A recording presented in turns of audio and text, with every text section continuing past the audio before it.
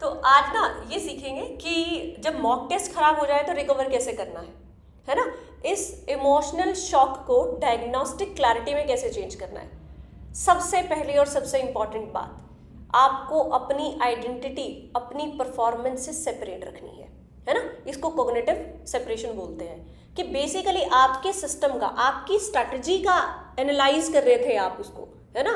खुद के लिए ऐसे स्टेटमेंट्स नहीं रखनी है कि मैं कैपेबल नहीं हूँ, मैं फेल हो गई हूँ, हो गया हूँ, है ना। आपकी स्ट्रैटेजी फेल हुई है, उसमें लूप होल्स थे, ना कि आप में। तो अपने आप को अपनी स्ट्रैटेजी से सेपरेट करके रखना है, ठीक है, पहली चीज़। दूसरी जो चीज़ मुझे लगती है कि बहुत इंपॉर्टेंट है, you should take a break at least 2 to 3 hours, है ना। कि जब मॉक टेस्ट दे दिया, उसको एनालाइज कर लिया, अब जो है आगे की पढ़ाई करने के लिए आपको ब्रेक लेना चाहिए, है ना। क्योंकि जब आप इसी इमोशनल स्टेट के साथ पढ़ते हो ना, it is panic learning not improvement, है ना। तो अपने आप को थोड़ा सा टाइम दो उस चीज़ के लिए। एंड अनदर इम्पॉर्टेंट थिंग कि 3 लेयर एनालिसिस करना चाहिए। What is 3 layer analysis? Number 1 कि कहीं आपने कोई नॉलेज एरर तो नहीं किया है। What is knowledge error? आपको किसी फैक्ट के बारे में नहीं पता था, आपको किसी टॉपिक के बारे में पता नहीं था, मीन्स आपकी नॉलेज में गैप था, है ना। इसको नॉलेज एरर बोलेंगे। दूसरा चेक करना है कि कोई जजमेंट एरर तो नहीं किया है। What is judgement error? आपने किसी ऑप्शन पे ओवर थिंकिंग कर ली हो, आप किसी ट्रैप में उलझ गए हो जो क्वेश्चन में सेट किया गया था आपकी स्टेटमेंट को या आपके आंसर को गलत कराने के लिए, है ना। नेक्स्ट इज कि किसी टॉपिक को गलत तो जज नहीं कर लिया कि टॉपिक में कुछ और था, क्लैरिटी नहीं थी एंड आपने कुछ और मार्क कर दिया, इसको कहेंगे जजमेंट एरर।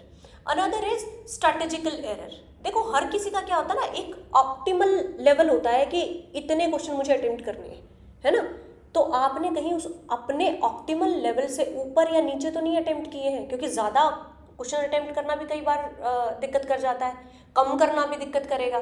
तो आपको अपना वो ऑप्टिमल लेवल फाइंड आउट करना है पेपर के हिसाब से कि कहाँ बेस्ट स्कोर मैं कर सकता हूँ, ठीक है। दूसरा क्या है, एक करेक्शन शीट बनानी है आपने। What is correction sheet? मैं इसको 5-3-2-1 रूल बोलती हूँ, ठीक है। 5 वो कंसेप्ट आपको फाइंड आउट करने हैं अपने पेपर से जिनको आपने मिसअंडरस्टैंड किया, जो आपने मिसअंडरस्टैंड किए वो 5 कंसेप्ट्स। 3 वो ट्रैप जिनमें आप उलझे क्वेश्चन में, ठीक है। 2 वो इमोशंस जिन्होंने आपके पेपर को खराब किया, वो एंग्जाइटी हो सकती है, वो फियर हो सकता है, पैनिक हो सकता है, राइट। तो एक वो स्ट्रैटेजी जो आप नेक्स्ट मॉक के लिए अपनाना चाहेंगे, ठीक है। So it is 5-3-2-1 rule, fine. तो बेसिकली क्या है, इसको ना इतना सीरियस नहीं लेना है, इसको फेलियर की तरह से नहीं लेना है। It is protective failure before the exam, है ना। कि एग्जाम में फेल हो उससे पहले मॉक टेस्ट में फेल हो जाते हैं, है ना। तो it is a protective failure, है ना। और आपका फेलियर नहीं है, it is basically a feedback. आपकी स्ट्रेटजी कैसी थी, उसने नहीं काम किया, जस्ट अ फीडबैक, है ना। तो इसको इमोशन के लेवल पर इतना ज़्यादा सीरियसली नहीं लेना है, इंप्रूवमेंट्स करते रहना है, दैट्स इट।